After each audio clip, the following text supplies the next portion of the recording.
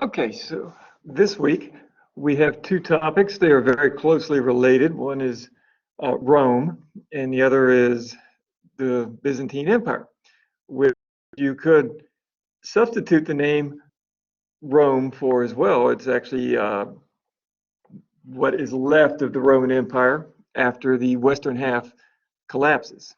Uh, this is the first time we've got one of these videos in a while. In fact, since the first week, we've actually only missed 2 weeks, but that's a lot of chapters. And the reason I did not do them was I put the poll up and I only had about 4 people who responded on time. So I was weighing whether it was worthwhile to shoot these, but uh, most of the class after that responded, albeit late, but when they did, they were all, I guess, wanting to have these videos available.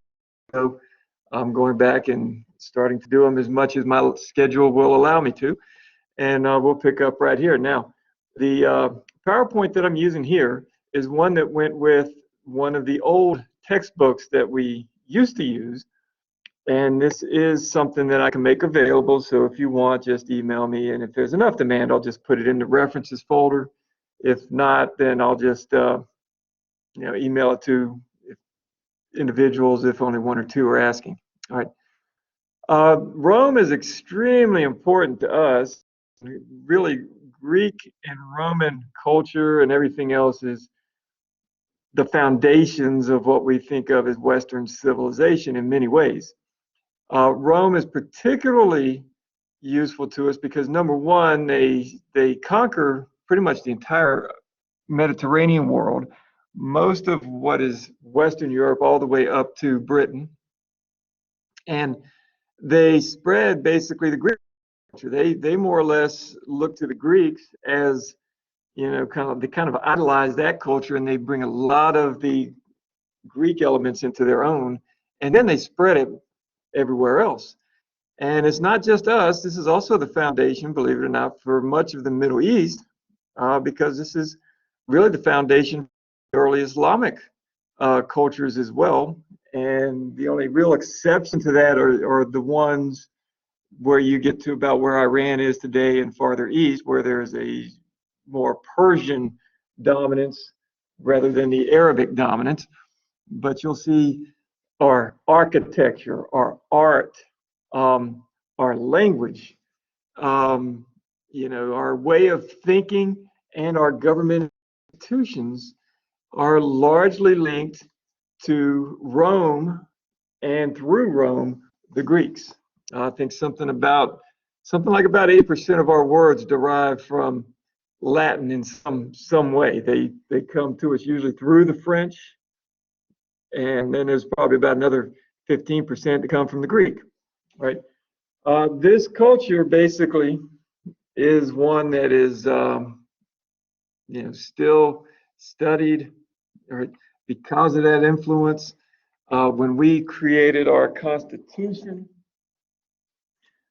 the person who wrote basically the rough draft was James Madison. He spent basically a full year just studying the history of every single Republican government that he could think of. But the main one, the highest, most successful example of a republic was the Roman Republic. And it's in many ways what we have modeled our system off of. Now, it's not exactly the same, obviously. Madison looked at that particularly not so that we could copy it, but to see why it failed and devolved into basically a dictatorship with an emperor. So there are elements that are different to prevent that from happening. All right. One of the other most important things that we'll see here is you go down to the third bullet, and it mentions the rise of Christianity. The religion begins during the Roman period. It spreads largely through the Roman Empire, and it does so more easily because of the infrastructure that is in place. Without that Roman conquest of that Mediterranean world, including Judea, it is quite likely that Christianity would have only spread very locally, and would have been maybe over to Egypt and a few other places. This also is something that influences Islam, because without that spread of Christianity, particularly down to Arabia, it likely wouldn't have had the influence over Muhammad that it did, which led to the creation of the third of the Judeo-Christian religions, Islam itself.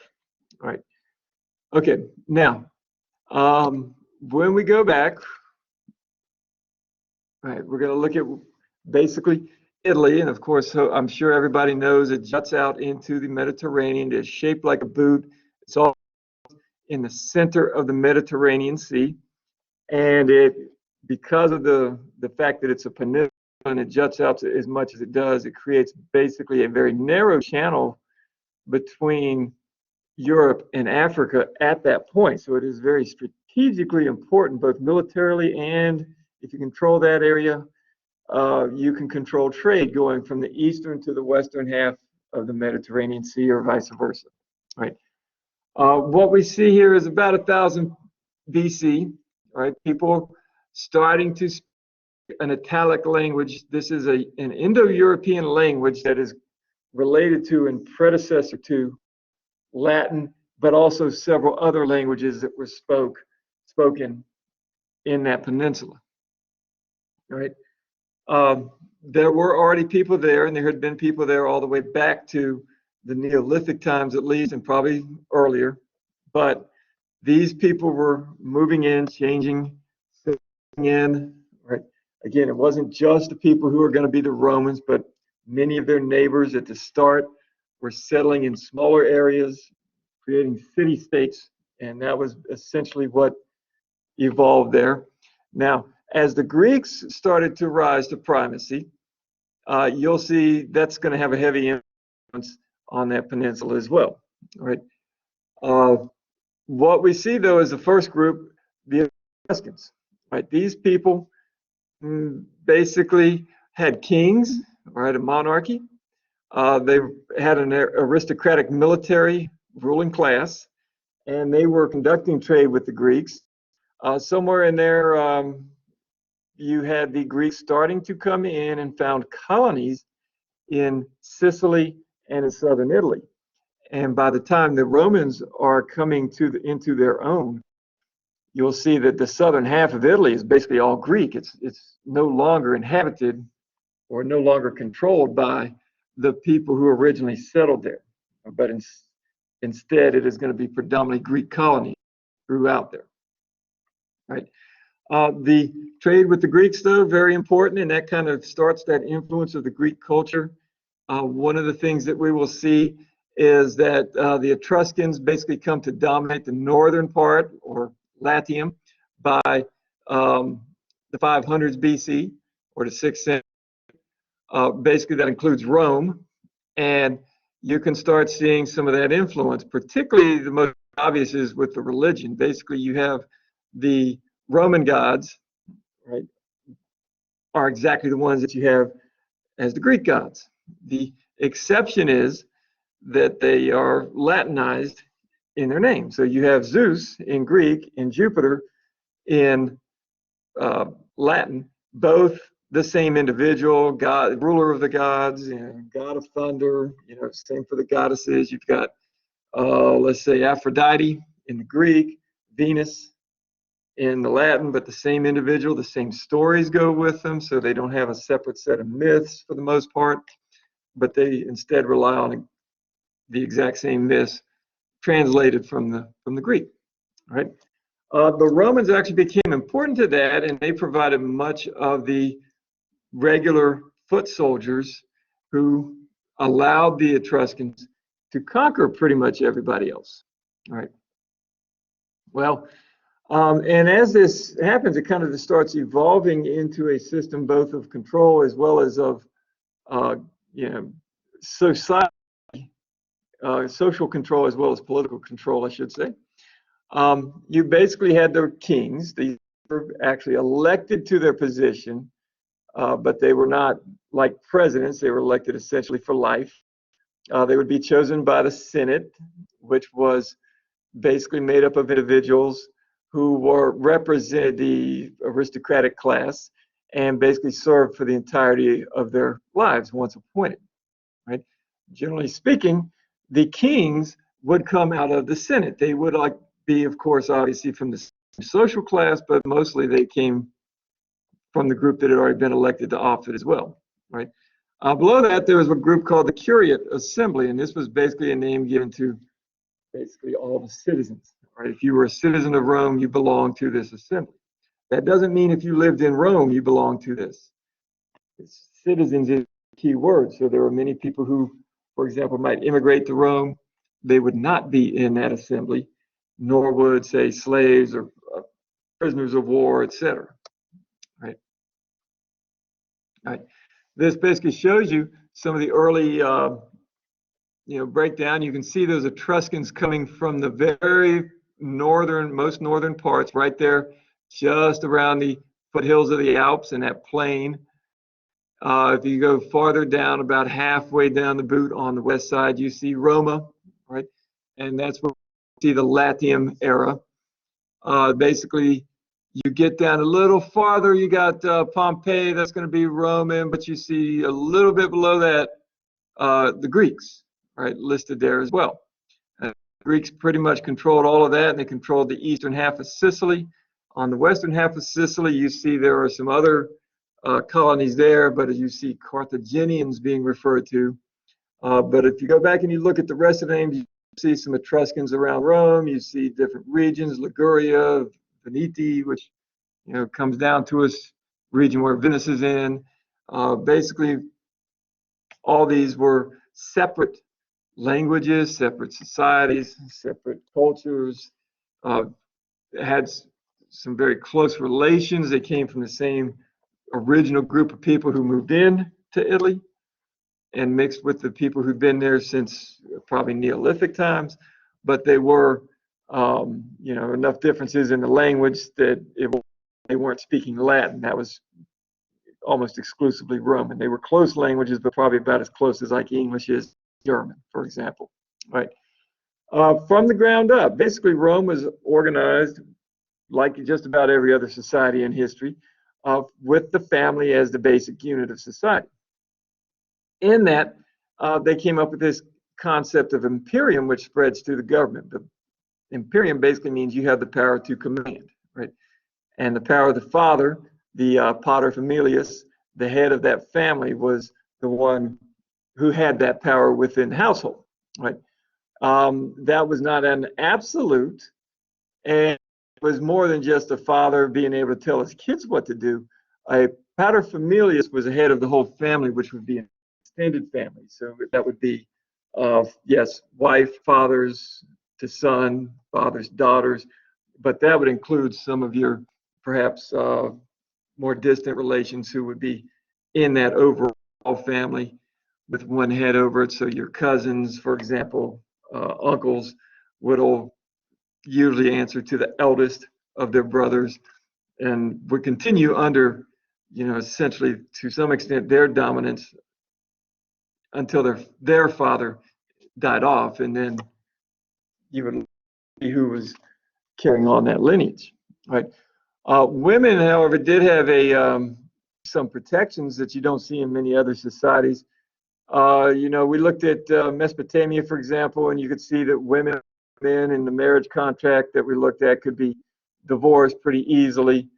One of the ones we looked at involved a slave woman who was married to the person purchasing her slavery, and there's a lot of inequity there, but there are several contracts where if the man decides he's tired of her, he can pay her 5 shekels and she's done, and the woman can do the same thing. But many of those contracts, there was equity in that sense. In Rome, you could not just divorce a woman because of incompatibility. There, as I said, you had to have some serious offenses, adultery, parenting a child that would be a threat to inherit all the property who was not actually your own. That would be something that would allow for divorce. All right, women typically have more legal rights than they had in, say, Greek or Mesopotamian societies. Could own property, for example.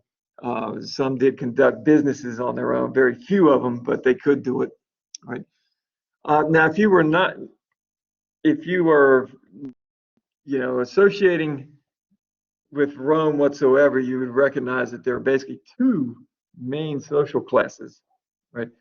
And you were born into these. One was the patricians, the other were the plebeians, right? The patricians were the higher ones. They tended to be wealthier.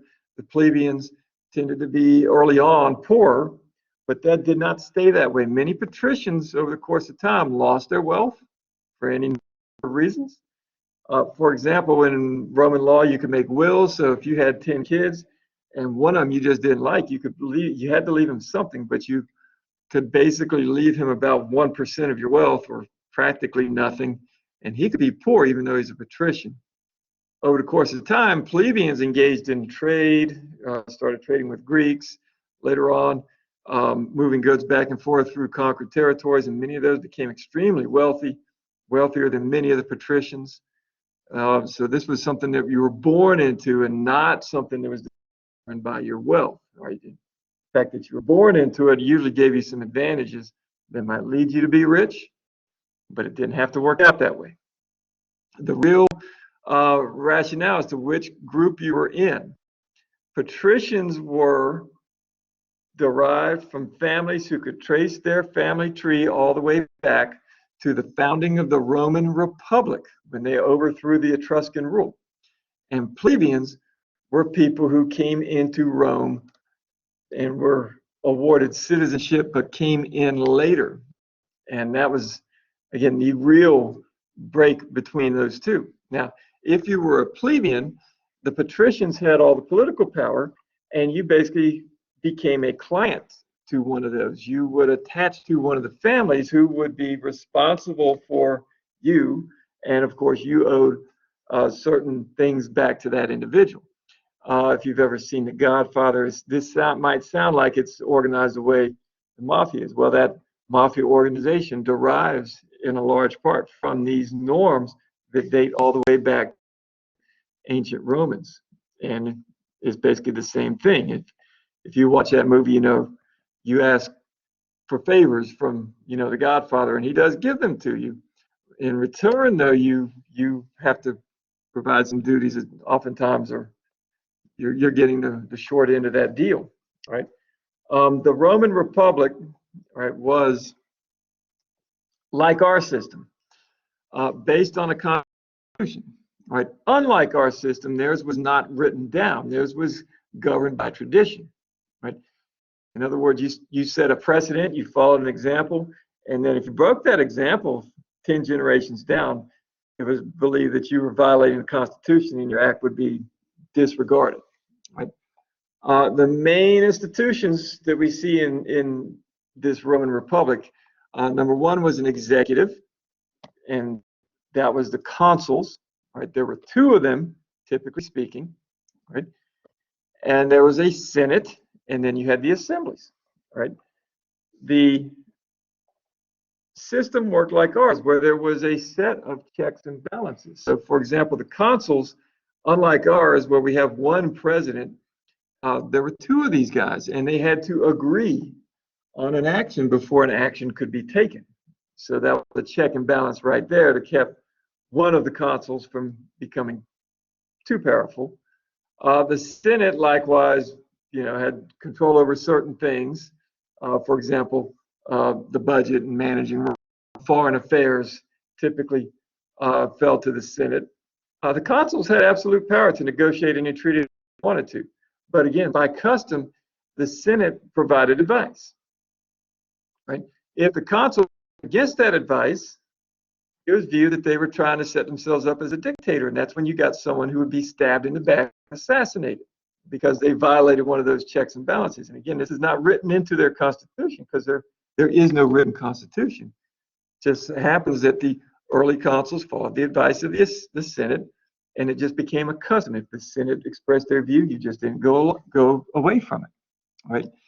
Also important on this, that third bullet, is the struggle of the orders, and basically that was a conflict between the plebeians and the patricians, as the patricians tried to gain some of the voice in the governance. And in doing so, that changed some of this so that new traditions were established. You'll see that the assemblies that represented the plebeians eventually come to be the ones that make most of the laws, right, for the Romans, right? All right. The last king was removed in a revolt around 509 BC, right? And then we see this move into the consuls ruling, the Centuriate Assembly, basically, again, expressing a viewpoint. While this is going on, we start seeing them spread out over Europe. Italy, of course, is first. When they do, they don't always conquer their neighbors. Many of these become client states. So just like you, as a plebeian, would attach to a patrician, many of the other cities in Italy basically look to Rome for protection, sign treaties, and it'll turn over management of their affairs. And now, while they're getting big, as you can see, there's actually, in terms of territory, an even bigger group that's also expanding, and that's the Carthaginians. You may remember from, I think it was chapter 1, then chapter 2, but the Phoenicians established that as a colony, and that colony actually is the one that grows up to be stronger than the original Phoenician city-states, building an empire in the Western Mediterranean, largely based on trade, less so on military conquest. If you can see, they are coming very close to each other around Italy. And with those islands, Corsica, Sardinia, and Sicily, basically boxing in the Romans there in terms of their access to the sea. And there's going to inevitably be conflict between those two for control over the western half of the Mediterranean Sea and the lands that, of course, border it. All right, but the struggle of orders basically you see being carried out. Plebeians, as you might imagine, eventually are going to be the poorer class. They're going to have larger numbers, and of course that means they're going to be making up most of the army, right? And there were a number of things basically that they go through to get eventual political equality. Right? The first that you can really see there is the 12 tables. This was basically the laws of Rome put down in written form around 450 BC. Those 12 tables, basically before that, the patricians had a monopoly on the law. It was not written down. So if you were a plebeian and you said you made a contract and the guy broke, he happened to be a patrician and you sue him, you don't know if the patrician is really applying the law like he's supposed to, or if he's just making it up because the other guy's in the same social class and you tend to lose, right? Now, 5 years later, plebeians get the right to marry across social lines. This actually benefits the patricians just as much, though, because what's happening at the time is many of those patrician families are running out of money, and this is a concession they make because it allows them to marry rich plebeians, and then the plebeians gain social status, and the patricians gain access to the money, right? There is a special office that you see up there, the elected tribunes. All right, the tribunes are plebeians, and they represent the interests of the plebeians, and they are supposed to protect them from oppression by the Romans, the patricians. The way this works, though, is that they don't really have any government. They don't have the power to command. Instead, like say you feel like someone's been falsely accused, they're picking on some individual and say order this guy's arrest. Well, the tribune's body is what they call sacrosanct. Basically, it's a sacred sanctuary in and of itself. So anybody who touches a tribune, basically everybody who's in the area has the right, without any trial, without any legal procedure, if you see someone like punch the tribune in the face, grab the tribune and force him out of the doorway, they've got the right to stone that individual to death right there on the spot without any consequences for that, because that's basically what's supposed to happen. And it proves very effective because you sue a plebeian, the guy loses, he thinks that there was a miscarriage of law, but he's supposed to, let's say, lose his house. Tribune goes and stands in his doorway. Nobody's going to take his house away from him because they get killed. Right? All right. Over the course of time, and as you can see, we get down to 287. Basically, those plebeian assemblies are the ones who gain the rights to pass laws. And in 287, those laws become binding on not just the plebeians, but also on the patricians. Right? There's a lot of other things. There's a lot of steps in this. For example, they gained the right for plebeians to serve as consuls. Later on, they actually gained a position where one of the consuls has to be a plebeian, right? And that government basically carries forward probably the most efficient Republican government through history up to obviously about the year 44 BC. It's going to have some problems as they get wealthier. And of course, if you look at it though, they last a lot longer than we have. They're going from about 500 to 44 BC, or even a little more recently, technically speaking. So we haven't gone anywhere near the length of time that their republic has lasted. We've got quite a few decades, centuries even, to go before we can match them in that term. All right. One of the things that comes with many of their conquests, as you can see here, Rome tended to, in many cases, grant full citizenship, Roman citizenship. Even in the early Republican periods, Roman citizenship did not equate to living in Rome itself. You could be a Roman citizen and be in any territory. That was oftentimes granted in some cases to whole cities. Again, many of the Latin cities who allied with them would be granted that off the top. Many of the conquered cities, they would over the course of time acquire it.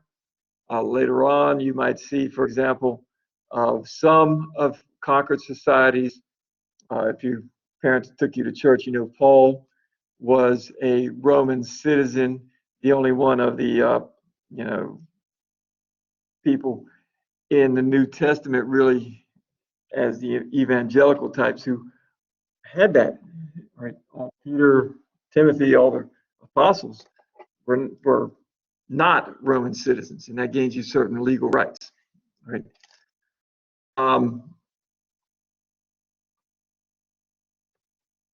There you go. As I mentioned, there's going to be that inevitable conflict. So you see that there are, in total, there's going to be 3 Punic Wars. The first one, basically, they have a change in strategy. Rome has always been dominant because of their army. They've never really been a naval power. They built a navy, and they lose. They rebuild it, and they change tactics. So what they come up with is capitalizing on what they're good at, which is a way to basically get in close, pull one of the other ships to them, and then basically have these bridges locked down, and you could run across, and then you, instead of a naval battle, what you did was you basically had a army infantry battle, just happened to have it on the sea, right? That proved very effective, and they won that war. You can see it's an extended time. It's about 15 years. The second war was very famous for the leadership of Hannibal, who crossed into Italy. The Battle of Cannae was arguably the single worst defeat that the Romans ever suffered. Basically, he was running around for years, just doing whatever he wanted to in Italy, or so it appeared. The reality was he was not strong enough to directly attack Rome, so he was going out in the countryside in Italy and harassing and defeating Roman legions to advance him, but he could not support a full-scale siege of the Roman city. So it was basically kind of like a stalemate. Scipio Africanus was the last person appointed in command of the Roman side, and the Battle of Zama, basically he basically pulled out a strategy that was, basically you could not confront Hannibal out in the countryside. Every Roman who did so lost. He was not going to come to you. So what he did was he said, you've got to be able to one who picks the place of the battle, so that he's coming to you and gives you that strategic advantage. So he went and attacked Carthage itself. And then, of course, the Carthaginians recalled Hannibal, where he was forced into battle and lost. Right. After that, basically Rome rules everything. The third war was basically one that the Romans picked. It was not necessary. Carthage was no longer a threat, but they basically just hated these guys so much that they basically instigated this war just so they could pretty much wipe them out. And supposedly they raided the town, destroyed Carthage, and salted all the lands around it. The reality is, over the course of time, they, did depopulate that city, so it sold most of the people into slavery. but Carthage became one of the major cities of the Roman Empire, just stocked with Roman people after that, right?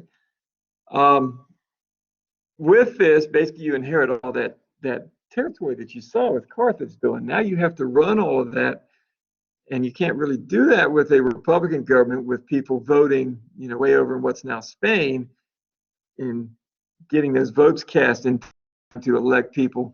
Really, by the time you got word back of what the vote count was by Roman citizens in Spain, and it gets back to Rome, it's probably time to have another election. So they have to come out with a different system. What they do is basically run the Republic in Rome itself in Italy and appoint governors. And it's usually people who, if you're like consul, basically one of the checks and balances was you could only hold that office once, and then you had to wait 10 years. So you'd be a consul, and then you would get sent out and be a proconsul, which meant basically you were a governor of a province, and that kept some of those people, happy and involved in politics, and at the same time put them way out in the middle of nowhere, right? And not a threat to, destroy Roman privileges and rights and all of that. Now, expansion continues after that. They do have some problems with the Greeks. They have some really some conflict earlier on. What happens is they're attacking some of those Italian states, and those Italian states ask the Greeks for help. Some of the Greek states offer it, and that alliance creates a good reason for Rome to go down and attack the Greek colonies in the southern half, which in turn involves the people back in Greece coming to their support. And then, of course, Rome, once they're victorious, turns their attention towards retribution against those people that aided in those fights. So they basically attack Macedonia and essentially overwhelm pretty much all of Greece. They run into some conflict with the Seleucids. That would be in what's now Syria, that area where Judea is. Fight with them, annex that, as you can see, around 189. They don't take everything. Many of those areas are kind of subject to rule, but they're technically not part of it, such as Judea early on. Corinth, the city in Greece, about 146, and that basically completes all of the Greek conquest. It is rebuilt, I should mention, becomes a major city again. Spaniards, they go out and take over the rest of what's now Iberia, or Spain and Portugal. And then we already mentioned Carthage's eventual destruction. So what we have is, by the time we get down to that 134, basically they have the whole, or almost the whole, of the Mediterranean Sea's coastline in their position. There are some exceptions. Egypt, for example, maintains its independence under the Ptolemies. What's now France was Gaul at the time, and it stays independent until Caesar comes through there later. He basically adds both Gaul and Egypt in there during the course of his time. All right. We already looked at a lot of the religion, or discussed it. Well, not a lot, but enough to get the idea. Education typically was done at home. As it mentioned, it was mostly practical stuff, fighting arts, for example, or if you were a skilled worker, carpentry, blacksmithing, that type of stuff. The moral would be to fit with the morals advocated by the religion, and social duty, right? Your obligations to the community and the republic, right? With the contact with Greeks, you started seeing philosophers basically being brought back to teach. And so the study of, as you can see, language, literature, philosophy, sciences, that typical liberal arts education, that becomes the standard for the patrician class and many of the wealthy plebeians. It would not change that much if you were poor, obviously. You had to have a lot of money to either hire a Greek teacher, or even if you had one who was a slave, they would be highly valued. So even if you purchased that person as a slave, you still had to have a measure of wealth to be able to do it. Right? This did create a threat, as it mentions here, to the traditional social values of the Romans, and that was a big concern and a big part of the question was, of course, as they got richer, the declining values of the people, not just the regular people, but the leadership. One thing to mention here is that unlike other cultures, women typically got the same education as men did. They were as well educated, and this would be, the equivalent of a college level education in today's society. Now, they would still not have the opportunities necessary to go into business and get jobs the way men would, but it would allow them to at least participate in those businesses, usually with their husbands. All right, here's what we're coming up here, and we're going to have the Gracchi, Marius, Sulla, and then eventually, following us, Sulla, we will get the Caesar and the eventual decline of the Republican conversion to an empire. Basically, this is where you see a lot of the wealth that's being brought in, causing a lot of social upheaval. Right? As I said, many of the conquests were not planned. They were in many ways defensive in nature, right? But they became an empire, and they had to figure out a way to rule this. Now, what happened is you can see that transformation, the first one under that was the rise of the latifundia. Well, what was that? Well, that was basically a huge change in the economics of central Italy. And what happened was basically everybody who, patrician or wealthy plebeian, was obligated to serve in the military. You went off, you served for a substantial time, I believe it was about 20 years, after which you returned and became part of the citizenry, right? Well, this worked basically by drawing out of the landowning class. It was mostly middle class and wealthy who owned land, who were drafted, if you will, into this military. At the early stages, everybody was basically having some land. You might have more and be classified as rich than this other person who had a small, 50 acres, but you weren't that big. You might have 300 acres, right? And everybody was growing stuff that the city of Rome needed, which meant you were growing food. You were growing wheat, for example, barley. Well, with these conquests, you start bringing in some of this food cheaper than you can grow it. And many of the wealthier people start turning to cash crops that make more money. So if we can import food and we don't have to grow it, now I can grow olives, and I might sell wheat for penny a bushel. If I get a bushel of olives and I turn it into olive oil, then I've got, instead of a penny a bushel, I can get $1 a bushel. And same thing, grapes turned into wine. And what that means is the richer people start getting these huge profit margins. Well, the imported grain drives the prices down, so the middle class people are selling their goods and the prices are going down. What ends up happening is the middle class people start having to borrow money to continue their operations.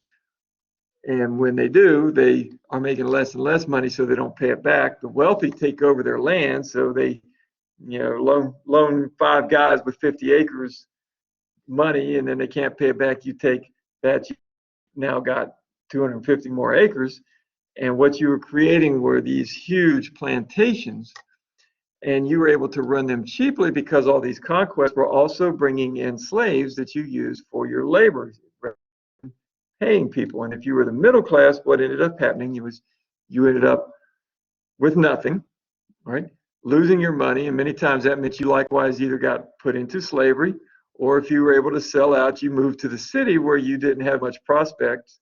Instead of being a person with property, you were now a person without property who was providing, in a city setting, probably unskilled labor and not making much, and creating a huge poor class. So the early history, you basically had a almost equitable society. Almost everybody was in the middle class. The wealthy were wealthy, but there was not as big a gap between them and the rest of society. Now there's a huge gap, and the people who were middle class, that is shrinking, and instead you're creating a huge poor class, right? And many of those people going in to slavery, right? What that also means, though, is now you don't have an army, because remember, it was the people who owned land who were the ones who served. So now all this middle class is gone. So now You got to try to come up, many people recognize the problem, but you got to come up with a solution. This, by the way, is what you see about the time of Julius Caesar's death, how much territory Rome has taken. It's going to expand a little bit farther than that, right? But huge at the time, right? Now, the Gracchi, there were two brothers to reform society. These were patricians, by the way. These are people who are pretty well-to-do, but they recognized the problems of society. Tiberius elected basically to reform the land, the way land is done. He's going to try to get that land redistributed back out to that middle class, prevent the bankruptcies, for lack of a better word, right? But he gets assassinated along with a bunch of his followers. And then his brother is put up in the same position. Now he comes up and is saying, hey, we're cutting all this land. Why don't we take all of our veterans who are coming home and finding their land is gone? Let's give them land out in places we conquer. It creates a whole great system, because then we've got all the military trained population that are loyal to Rome taking over, so we don't need as many troops to police that area. The problem with it was the patricians saw this as a huge grab. We can go up and buy all this land and get rich. We don't want to share it with these landless veterans, right? He likewise, as you can see, was assassinated or killed with his followers. I guess with that many, you could probably look at that almost as a miniature city civil war. All right, Marius comes in and he deals with this in a different way. He comes in and basically professionalizes the army. So one of the problems that they have, of course, is the shrinking middle class that supplies the troops. He changes the way things are done so that now you can go in without land, and the generals are the ones who are responsible for paying these. So you go off and conquer some territory. What you pillage out of that territory, you are going to use to pay your troops. This does two things. Number one, it takes all those people who have no property and gives them a career, right? But the other thing it does is now that your loyalty is where your money's coming from. So now these soldiers, their loyalty is not going to be to Rome. Their loyalty is going to be to the general, in this case, Gaius Marius, right? And that kind of stays the same all the way down until the imperial period, right? Well, Sulla comes up against him, defeats him in a civil war. He is appointed dictator, right? He restores the Senate and then he retires, all right? But he sets a dangerous precedent. So what we have, you see that word dictator. We use that as a bad thing in our system because we think of somebody who is destroying the rights of the people, eliminating democratic processes. This doesn't have to respect the rights of individuals either. Dictator was an actual office in the Roman society, and what happened was that if there was a crisis, you took someone, usually one of the two consuls, and appointed him with absolute power for a period of 6 months, after which you could extend it one time so he could serve as dictator for a year. But basically nothing else had any power. The other consul was out of the picture. The Senate couldn't make any rules, or nor could the assemblies that contradicted what the dictator said do. So basically it was designed to meet an emergency when you had to have a quick decision without any dissension in the ranks. Like basically the barbarians horde is at the gates knocking on the door. You don't have time for the Senate to spend 5 days debating, how should we fight these guys? You give some power to a dictator and he takes over right now. Now, Sulla, the thing with him was that Marius was actually in power, and he comes in and marches his legions into the city of Rome. Takes looks different the way it actually works out, because it looks like he's appointed dictator. He's appointed dictator because he marches his legions in, and if you don't appoint him dictator, the Senate is all going to die. So this was, as it says, a dangerous precedent. And now all these troops are loyal to the people commanding them, not to the city of Rome, to the Senate, or to the Republic, right?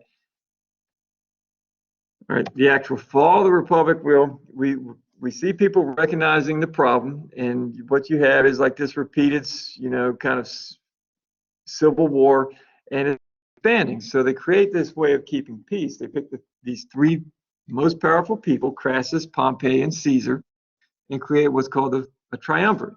Right? The idea here is that each of these commands allegiance. So if one of them, like Caesar, decides, okay, I'm going to take over Rome, he's going to get ganged up on by two of the others. And whichever one has that thought, he's going to be balanced because it's going to be 2-on-1. Right? Well, the problem is that Crassus goes off and gets killed. So now it's just two of them, Gaius, Julius Caesar, and Pompey. And Gaius goes up and he is, conquering Gaul. He's ordered back. He's told to give up his legions. He feels that the Senate is about to basically strip him of any influence. So he just keeps on marching with his troops, basically into the city of Rome. And that starts another civil war between he and Pompey. Only this civil war spreads out over the whole empire. They go over to Greece. Pompey's first decision is to run and get the troops together, which alienates the people that appointed him to be in charge, because that basically leaves him unprotected with Caesar marching through Rome. But it was actually smart, because he didn't have an army together, and facing Caesar at that time would have been basically suicide. Well, they eventually meet in Greece, where Pompey loses. Pompey runs to Egypt, where he tries to get another army together. Instead, Cleopatra's brother meets him and has him killed. When Caesar gets there, he presents the head of Pompey to him, which Caesar is not impressed by that, because of two reasons. One, you basically just killed a Roman leader, and it's kind of a little bit of superiority complex there on the Roman side. You can't kill, I don't care if he is my enemy, you can't kill this guy who's a Roman leader, right? Because if you accept that as a precedent, then you can kill any Roman leader, including, of course, Caesar himself. But also, he's denied the chance to get that final victory over on the battlefield. Well, civil war goes on for a while. He has to actually go over and fight. It ends up actually on the other end of the empire, wrapping up with his victories over Iberia and re-solidifying Roman control there. Comes in, puts in a lot of reforms to try to ameliorate and these are not bad reforms. These actually are necessary to keep the society propped up, but they run afoul mostly of those patricians whose power is endangered. It is true that he is basically getting a title as dictator for life. He's basically taking over. It's basically ending the republic. On the other hand, keep in mind that there was a Jugurthine War fought in North Africa a few years ago, and one of the things that came out of that was that Senate's not really operating like it should in a republic anyway, because every single one of the Senate members were bribed by a foreign country to, I think, essentially give out a treaty that could have worked out a lot differently if not for that corruption, right? So basically, he is, yes, ending the republic in one way, but in the other way, the republic is ended. Basically, these people are all a bunch of, bribed people who are not responsible and not answering to the people like they should in the first place. So it's a mixed bag, right? He is assassinated on the Ides of March 15th, 44 BC, right? That sparks yet another civil war, because now there's a vacuum of power and everybody's rushing in to try to take over. The assassins are one group. There is a second triumvirate. These are all three people who are allies. Marcus Antonius was Caesar's right-hand man when he was fighting the Gauls. Octavian is his adopted son, right? Who was I believe, a nephew already anyway, but he was a blood relative, but he was adopted as a son. Lepidus was the third, another one of Caesar's generals. And they go into a battle. They win, but then they divide the empire into three regions. Mark Antony goes, of course, out to Egypt. Octavian stays in Rome. Lepidus is starts getting nervous and he decides to retire out, and that's the same problem we had before. Now you got two, and now they're going to go fight each other for dominance. The Battle of Actium is a naval battle where Cleopatra, siding with and joining forces with Mark Antony, is defeated. And basically that ensures Octavian as the winner of that. And the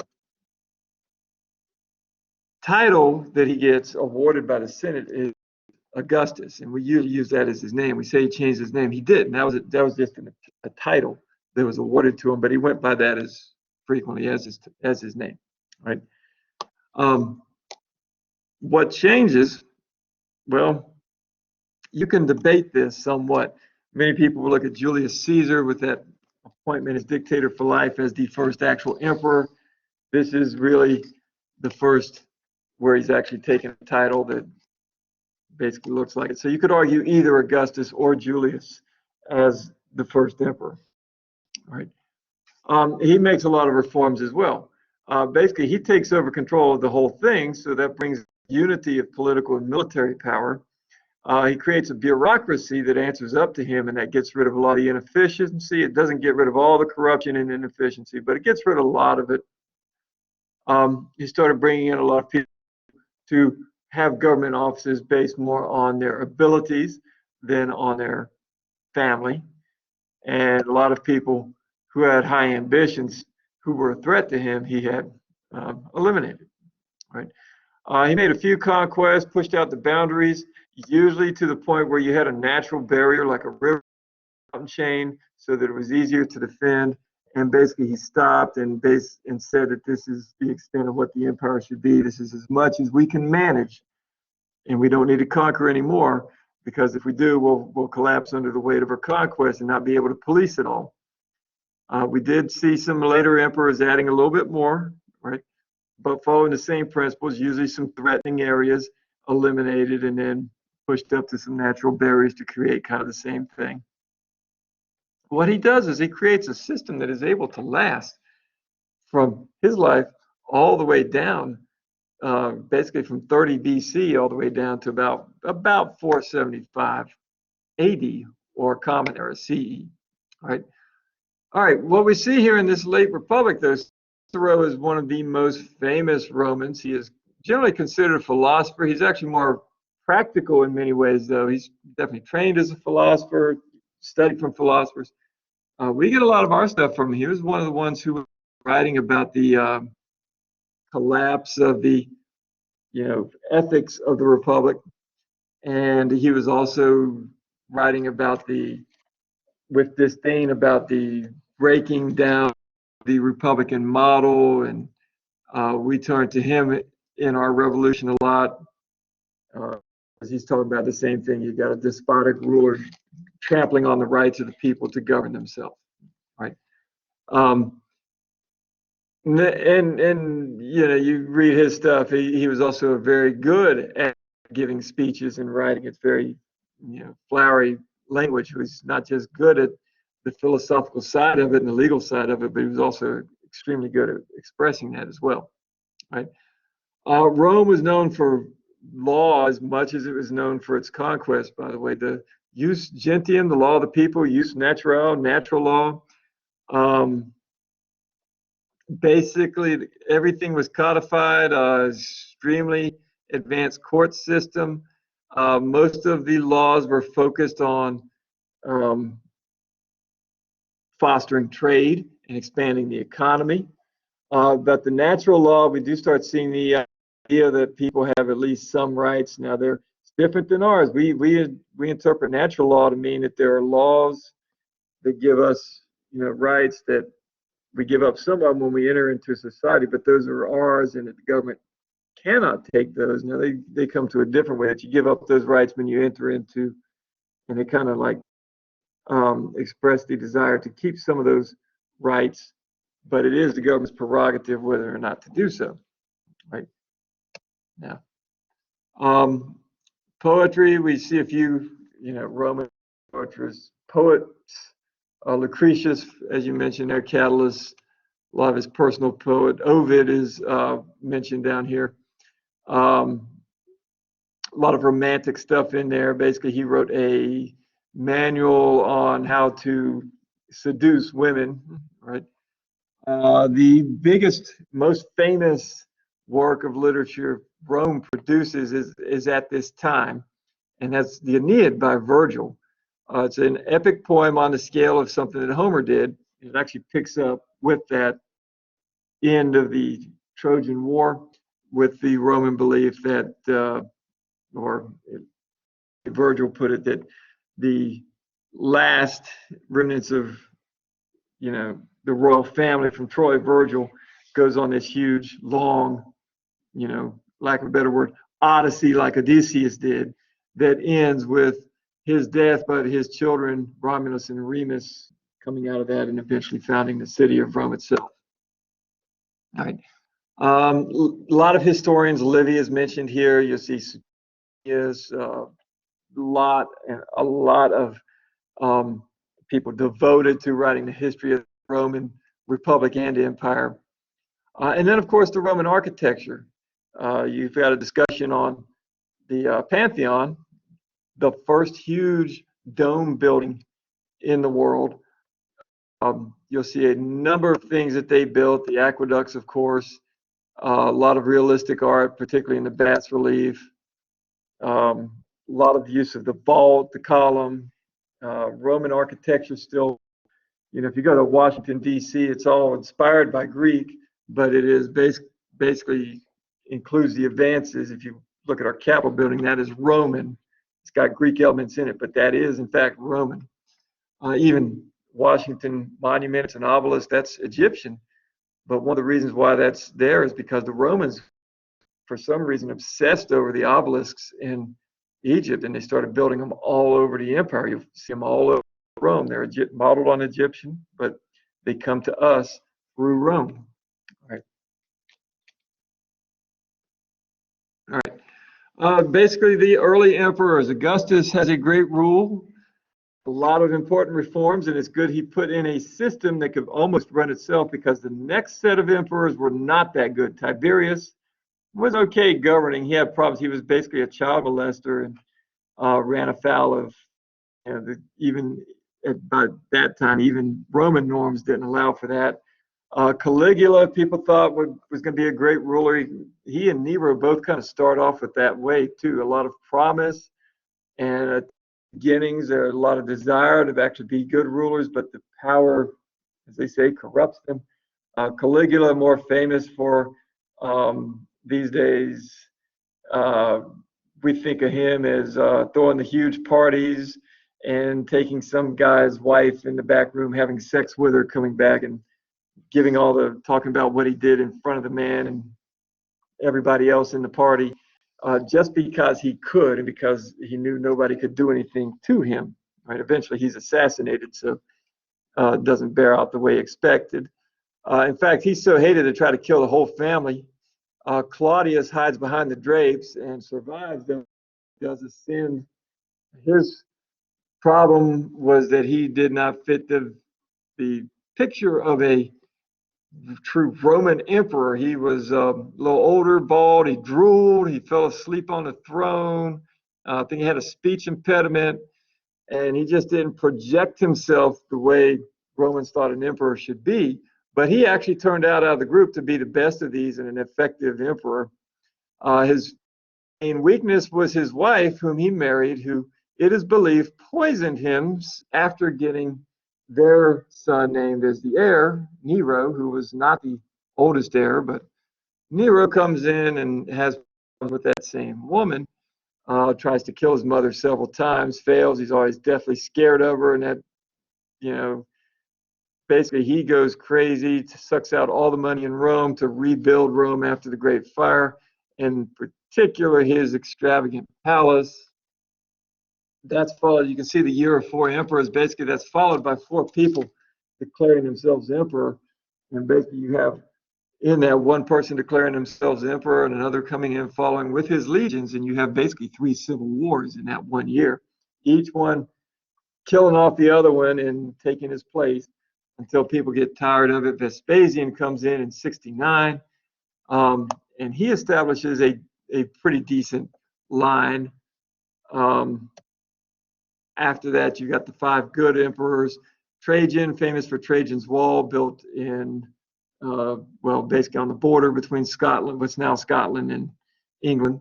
I'm sorry, that was Hadrian. Trajan was the one who conquered basically what's now Romania. Basically, in Rome itself, his big building project was this huge marketplace. Marcus Aurelius is famous for his Stoic philosophy and the writings that he left to us on that. After that, you get a mix. Some are good, some are not good, some are downright horrible. But you basically, again, you have a system, a bureaucracy that is able to run itself by and large without worry about who is at the top, right? Somebody close to the top will be able to make effective decisions. And basically, you've got the system in place so it almost can't quite run on its own, but it almost does that. As you can see, that purple is what Trajan added to it. You can see Mesopotamia, Syria, Armenia. Much of that is lost very quickly. Dacia up there where you see Sarmatia, that purple section in Europe, though, that stays part of the empire.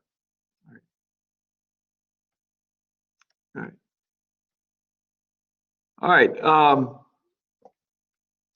After that, the early empire, you see a decline, but it's still a lot of good stuff being produced in the cultural side.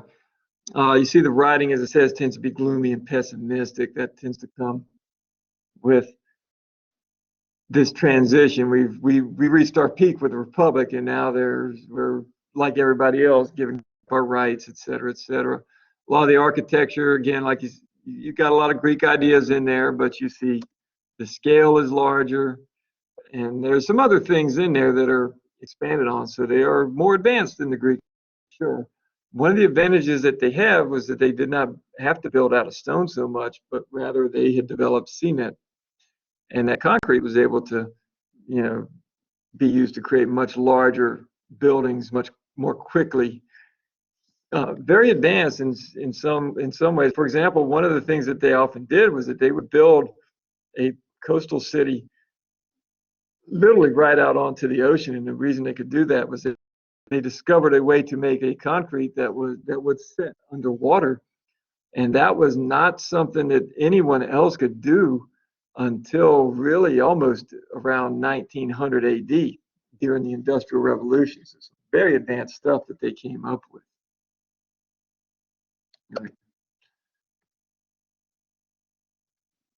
All right, this basically, you can see the idea of some of the apartment buildings.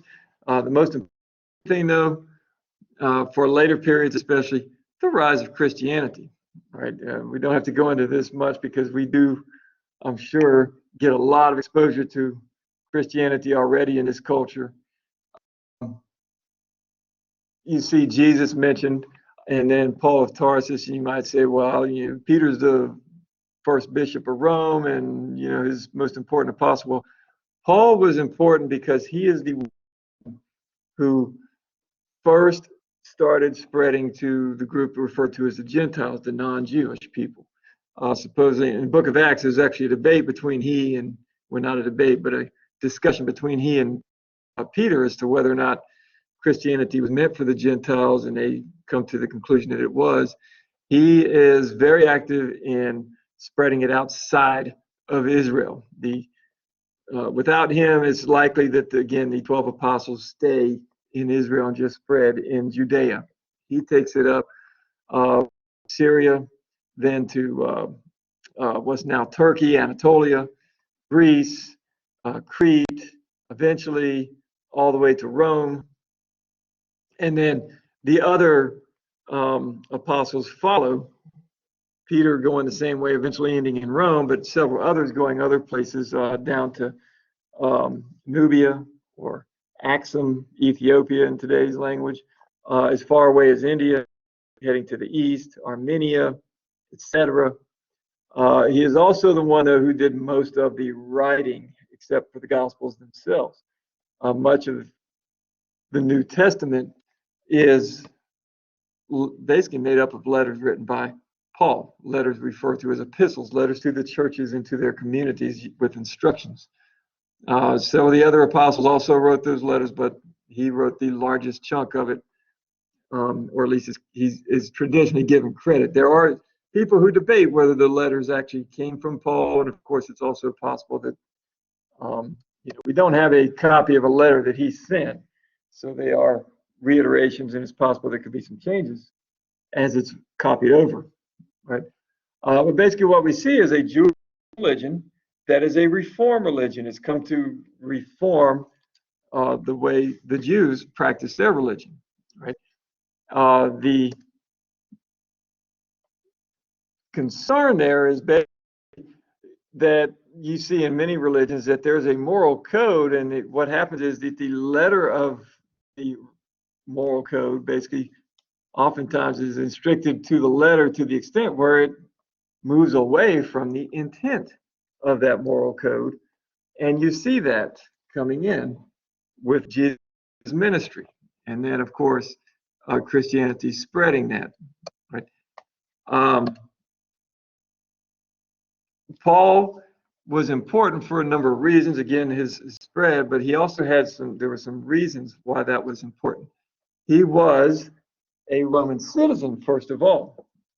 He was a Hellenized Jew. What that means is he himself was Jewish, but he had grown up in an upper level class where he had, full mastery of all the Jewish religion, the language, the rituals that were performed, right? But he was also a person who could speak Greek, right? And dress Greek and walk within that Greek culture just as well. And somewhere along the line, he gained Roman citizenship. So that was important because that Hellenistic side of him is what really benefited him and allowed him to be more successful than anyone up to that point in getting those Gentiles to convert, right? His Roman citizenry, of course, protected him from some of the martyrdom that many of the early church leaders felt. People were reluctant, would not go out and just stone a Roman citizen because there would be some bad repercussions for them, right? That might not occur if this person was just another Jewish person. Right? The other thing was that the New Testament is written originally in Greek. So that also comes from this. Most of that is, again, his writings in Greek, and therefore we probably have stuff, if he actually did author most of those epistles, that is very close to what he originally wrote, because you the loss in translation that you do if you were taking something and automatically translating it into, say, Egyptian, right?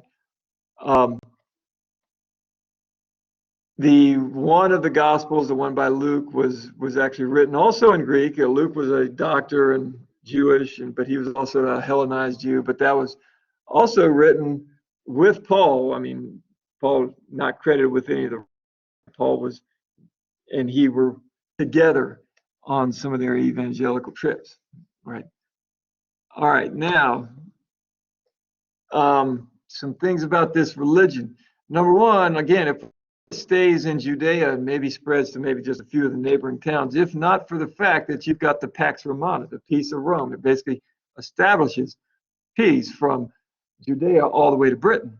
And you have all those roads built, you have trade moving back and forth very frequently, and many of those early apostles and their successors are going using Roman roads and are protected through the Roman, policing of those roads so that they can get to Britain. If it wasn't for the fact that this comes up during the Roman Empire, if you leave and try to go to Britain to spread Christianity, you probably die somewhere along the way. You probably get killed because Greece is at war with Judea, right? Or because there's pirates out on the open sea and nobody worrying about them, because pirates could actually be governments if they're not conquered by Rome. The Crete might be running pirate ships, for example. All right. And you can kind of see that it does spread to the areas that are adjacent to the empire, like Armenia, which borders and which was conquered by Rome, and Kush or Axum, right? Appropriately, what's now Ethiopia. But it doesn't spread much farther. It does. There are some. There is evidence that it spreads to Persia, which is kind of part of the Parthian Empire, which does border it, and it spreads all the way to India. All right, but there's obviously not as much conversions there as there is back in the Roman Empire itself. All right. This was a very successful religion for a number of reasons. Number one, it doesn't have a whole lot of ritual. Baptism, right, and the Lord's Supper, right, the Eucharist, right, or reenaction of the Last Supper, and really that was at the start. That was it. There was no Christmas. That comes much later. You know, the priesthood comes in later. Most of the priesthood basically are not like today, where they're trained in philosophy. They were much more basic than that at the point of origins. Tends to be a religion for poor people. You're going to be, you know, the meek, the humble, right? The poor. Those are the people who are going to find salvation be easier. And of course, that appeals to a lot of other people. If you look at the traditional religions, it's kind of like focused on, you know, great man syndrome. If, you know, you God, you'll succeed, and the ones who succeed are, you know, Julius Caesar. Right, fairly simple organization. Presbyters, deacons, all right, your elders, and out of those elders, then you had the deacons, and then a priest, and then over the priest in a diocese would be the bishops, and you basically had a hierarchy up to that level. It actually did not go any higher than that until later. The Pope is not anything except just the Bishop of Rome until the Middle Ages, after Rome has collapsed. Right.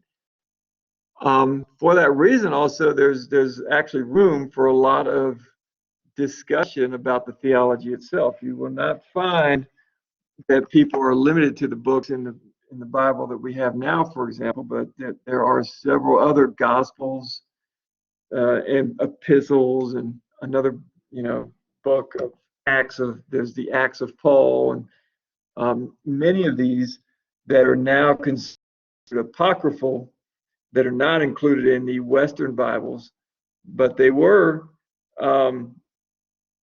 accepted in part, or some of them were accepted in part in certain dioceses by bishops. And so you did not have a uniform set of scripture until way later either. In fact, that wasn't agreed upon until after really the collapse of the Roman Empire. Even today, there's differences in what is considered and is not considered scripture between, say, the Roman Catholic, the Eastern Orthodox, and Protestant churches. And then there's others. Ethiopian church now, for example, has pretty much all the apocryphal books as part of its canon, right? Catholic, as you can see, means universal, and you started to see that coming about. There was going to be a big split between East and West. Orthodoxy and Catholic at the time, basically you could apply those to the whole church, but eventually there is a split between the East, which is in the Middle Ages mostly the Orthodox, and West, which calls itself the Catholic Church. But you start seeing people becoming more, as it says, complex and rigid. To some extent, that's inevitable. To some extent, it's necessary. If you look at that apocryphal work, you can tell the theology, and it just does not match up with the writings in what is kept by the Catholic and Orthodox churches. And even at the time, you know, like the Gospel of John was written, he's writing in that, I'm writing this because there's all these agnostics who are just taking Jesus's name or Peter's name, and they're writing a gospel in his name. And if you look at it, it has nothing to do with the stuff that you see in the four Gospels that we have now. All right, so there is some, you know, reason for having to limit that. Right, otherwise anybody could go out and just write something and say it's the gospel of things, whoever, and publish it anytime, right? And that's basically what was happening. All right, Rome does pretty much become the center of the early church. Paul is taken there. He's confined there on house arrest until he's killed, and so is Peter eventually. Peter becomes considered the first bishop of Rome, and then the bishops of Rome claim that they inherit their office from him, since in the Gospels he is told by Jesus that he's the rock upon which the church is founded, and a few other phrases that he's like the key to his future ministry after he's gone from the earth. That basically gives some argument to the popes, bishops of Rome, and then the popes, that they are somehow higher rated than the other guys. All right, now, all right, in the 200s, we start seeing some chinks in this Roman empire. There is a step up of it that says barbarian invasions. Those have been going on all the time. Those have been going on all the way back to the earliest days of the Republic, back when it was the Etruscans running the show. They step up because over in the east, you've got this empire in China. Right? The Han dynasty is established in the empire, basically is on par with the Roman Empire. Well, there's a group we call the Huns, or the Chinese we call the Xiongnu, who their population was growing, it was exceeding the ability of their territory to support it. That's putting a lot of pressure on them to migrate. They tried to attack China, invade there, but they got beaten back. When they get beaten back, they go elsewhere. And we'll see these people popping up frequently. They do go down to the subcontinent of India, some branches invade and settle there, some through the Parthian Empire, but for this discussion today, those Huns are being pushed farther and farther west. They eventually get to the Roman Empire under Attila's leadership, but even before that, what's happening is that they're pushing more and more to the west, and that means the people who are east of Rome but west of the Xiongnu, they're getting pushed out too. So basically, these people who are in what's now Russia, Germany, Poland, these basically they're getting flooded by people. If you got the Xiongnu attacking people in what's now Russia, but those people are being forced out. They're moving farther west. They're moving into Germany, so they're forcing the Germans out. And it just creates these huge waves of people moving over into the Roman Empire, settling there. And usually that was fine, because what happened was people would settle. They were in small enough number that they could assimilate. They'd learn Latin, fit in with the culture. A generation, they're gone, and they're just right. Now you're getting so many who move in that's not able to happen. They kind of stay clustered in, move in as huge groups, more isolated from the Latin language and all the other institutions, and they kind of retain their identity that they had before, whichever group that was, right? I mean, the Goths, for example, there. We know there's several other groups, right? This is going on when there's a whole lot of other stuff happening, right? One of which is a huge plague that spreads across the entire empire that's killing people extremely rapidly. And one of the things is that you're depopulating the Romans while you're increasing the immigrant population. You still have needs for labor and military, and what happens is you start making deals with these guys to serve in your military. And so much of the Roman legions is actually made up of Goths or other Germanic peoples, right? The disease is killing people extremely rapidly, by the way, and it goes throughout the century, right? Not obviously straight through, or nobody be left, but you see it popping up here and there. Sometimes, for example, in Alexandria, they were listing for a period of a month about 5,000 people a day being just dropping dead from it. Nobody knows exactly what it was. It could have been any number of diseases, including, some people have argued it was the bubonic plague, but we don't really know, right? What we do know is that by this time, what you have is no longer the social cohesion, right? The economy is slumping for these reasons, as you might imagine, right? and you don't have the capacity to keep that bureaucracy in place over such a large geography. All right, what we see here, Diocletian comes in and he creates a tetrarchy. Basically, he sets up 4 rulers in 4 parts of the empire. Then he retires.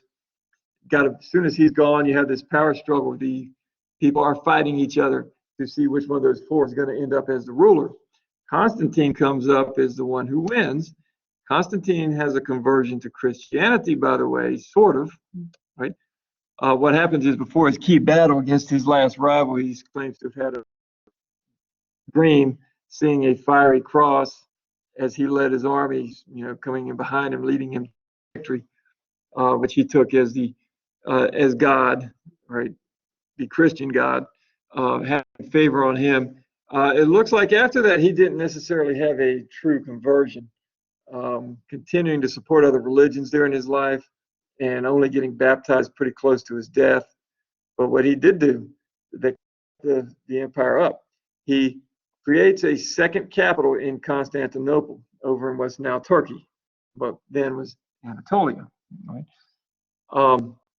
He basically, with his rule, ends all persecution of Christianity, and it's accepted as an equal religion with the others within the empire. Right? And when he creates that new capital, you're basically going to have 2 rulers, one in Constantinople, one in Rome, and so that way you can administer a bigger area a little bit more efficiently. We see the Huns coming in, and they basically do lose. The Romans do have a victory over Attila, but what we see happening is that you have the East, right? Basically somewhat insulated. That's where the centers of trade are. That's where trade from Asia runs through there. You see them keeping up their wealth, right? And with it, their military prominence. In the West, what we see is that's where most of the Hun, the Germanic tribes, everybody is moving into. That's where most of the problems are. And the West is getting weaker and weaker and collapsing, right? The East eventually becomes the Byzantine Empire, which is the video we'll shoot next, right, for the next chapter. And basically, that's why I said that you could argue that it was still the Roman Empire. You could argue that the Roman Empire does not collapse until 1453 when Constantinople falls. Here you can kind of see where you see most of those groups are moving in through the Western area. And Egypt, Greece has the Visigoths going through there in some selling, but you see mostly the Eastern Empire is kind of spared from that. The groups settle in different regions. You can see the Visigoths basically ending up in what's now Spain. Some are settling around Rome. The Huns, that one group, they eventually do end up over there where you see the Vandals starting from. The Vandals end up in all of Italy as well as in what's now Tunisia and Morocco. Anglos, Saxons, and Utes end up in what's now England. The Franks in France, you got a group called the Burgundians, end up in what's now southern France, but there's a country there called Burgundy that keeps independence really all the way up until the 1700s. All right, so where these people settled, oftentimes you're going to see that's where they fracture off and create different kingdoms when the real end of the Roman Empire in the West happens. Right. All right, Christianity is moving into dominance at this time. Diocletian basically making it the official religion of the Western Empire. Theodosius does the same for the Eastern Empire. Right. Then you start having some discussions, all right, what we call ecumenical councils, where they call the bishops together to kind of come up with that rigidity and a solid statement as to what exactly Christians are supposed to believe. Arius kind of starts that because he creates what is now considered a heresy called Arianism. As you can see, Jesus was not co-eternal and co-equal with God. He saw hierarchy. God is the Father being all-powerful, and Jesus and the Holy Spirit being less powerful, right, and not, spiritually on par with God, and that was something that was very attractive and understandable to the barbarians as they moved into the West, but it was rejected in the Council of Nicaea in 325, the first of those ecumenical councils, which results in the Nicene Creed, which most Christian denominations now adopt to some extent. Right. Right. Okay. A lot of the writing in this period, as you can see, is ecclesiastical history or theological philosophy.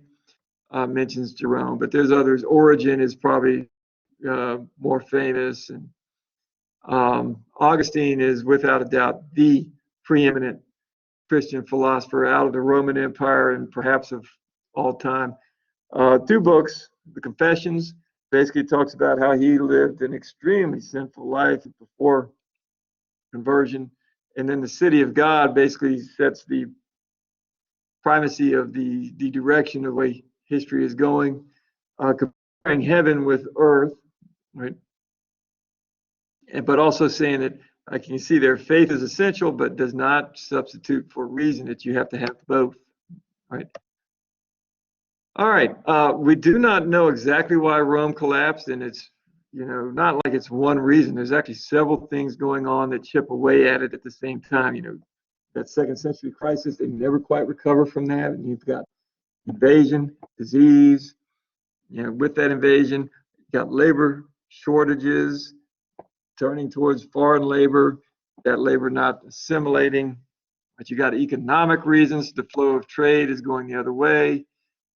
Money is going from the west to the east, and that's making it more impoverished, which means you can do less, right? As you can see, here's a list of it, even lead poisoning on there, and who knows, probably all of those to some extent, right? What we do know is we don't have really a true exact date for the end of the Roman Empire either. You can debate this as well. Some say it was really over back, around 400 or 425, when you see Rome getting invaded, for example. That's one time you could argue it's really over. But someone actually sits on the throne as emperor until about 476 AD.